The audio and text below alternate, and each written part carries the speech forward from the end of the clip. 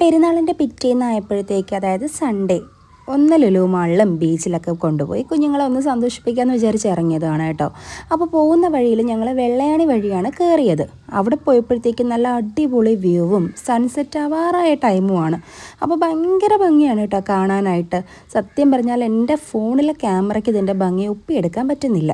അപ്പോൾ പോകുന്ന വഴി കുറേ ആൾക്കാർ അവിടെ ഇരുന്ന് ചൂണ്ടയിടുന്നത് കണ്ടിട്ട് രണ്ടു പേർക്കും ഒരേ ആഗ്രഹം, അവർക്കും ചൂണ്ടയിടണമെന്ന്. അങ്ങനെ അതേ ഒരു ചൂണ്ടയൊക്കെ വാങ്ങിക്കൊടുത്ത് ഇതെങ്ങനെയാണ് ചെയ്യേണ്ടതെന്നൊന്നും അറിയില്ല. പിന്നെ ഇതിൻ്റെ ആ അറ്റത്തെ ഫുഡ് വെച്ച് കൊടുക്കണം. അങ്ങനെ അവിടെ നിന്ന് തന്നെ കുറച്ച് മൈദയൊക്കെ വാങ്ങി അത് ബോൾസ് ആക്കിയിട്ട് അതിൻ്റെ അറ്റത്തിങ്ങനെ വെച്ച് കൊടുക്കുന്നുണ്ട്. എന്നിട്ട് ഇതാ ചൂണ്ടയിട്ടിട്ടിരിക്കുകയാണ് കേട്ടോ രണ്ടുപേരും കൂടെ. എന്താ ചെയ്യേണ്ടത്, എങ്ങനെയാണ് ചെയ്യുന്നത് നമുക്ക് 4 പേർക്കും അറിയില്ല. പിന്നെ എന്തെങ്കിലും ചെയ്യട്ടെ എന്ന് വിചാരിച്ചിട്ട് അങ്ങനെ വാങ്ങിക്കൊടുത്തതാണ്. അപ്പോൾ കുറേ നേരം അതും വെച്ചിട്ടിരുന്നു. ഒരു 6:30 മണി വരെ അവിടെ തന്നെ ഇരുന്നു കേട്ടോ. പക്ഷേ ഒരു മീൻ പോലും വന്നിട്ടില്ല.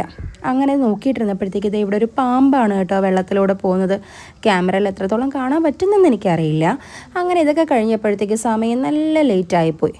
അങ്ങനെ പോകുന്ന വഴിക്ക് പെരിങ്ങമല എന്ന് പറയുന്ന സ്ഥലത്ത് ഈ ഒരു കുഞ്ഞ് പ്ലേ ഏരിയ കണ്ടിട്ടുണ്ടായിരുന്നു. അങ്ങനെ കുഞ്ഞുങ്ങളത് അവിടെ കയറ്റിയിട്ടുണ്ടായിരുന്നു. ഇനിയിപ്പോൾ എന്തായാലും ലുലു വരെ പോകാനുള്ള ടൈമില്ല. അപ്പോൾ പിന്നെ ലുലുവിൽ പോകുന്നതും ഇതുപോലെ കളിക്കാൻ വേണ്ടിയല്ലേ. അങ്ങനെ ഇവിടെ നിന്ന് കളിക്കട്ടെ എന്ന് വിചാരിച്ച് ഞങ്ങൾ 4 പേരും കൂടെ അവിടെ കയറി. അവിടെ പോയപ്പോൾ കുഞ്ഞുങ്ങൾക്ക് മാത്രമല്ല വലിയ ആൾക്കാർക്കും ഇതുപോലുള്ള ചെസ്സും വേറെ പല പല ഗെയിംസും ഉണ്ടായിരുന്നു. ഞാൻ ഫസ്റ്റ് ടൈമാണ് കേട്ടോ ഇങ്ങനൊരു ചെസ് ബോർഡ് കാണുന്നത്. നല്ല ഭംഗിയുണ്ടായിരുന്നു കാണാൻ. പിന്നെ അത് മാത്രമല്ല ഈ ഓരോ സംഭവങ്ങളും നല്ല വെയിറ്റ് ആയിരുന്നു എടുക്കാനായിട്ട്.